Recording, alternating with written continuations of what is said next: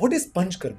Actually panchakarma શબ્દ છે ને એ 5 કર્મોથી બનેલો છે. જેમ આપણે ઓપરેશન શબ્દ આમ ટ્રીટમેન્ટ સાથે જ સંકળાયેલો, પણ ટ્રીટમેન્ટમાં મેડિસિનથી થોડો અલગ, રાઈટ?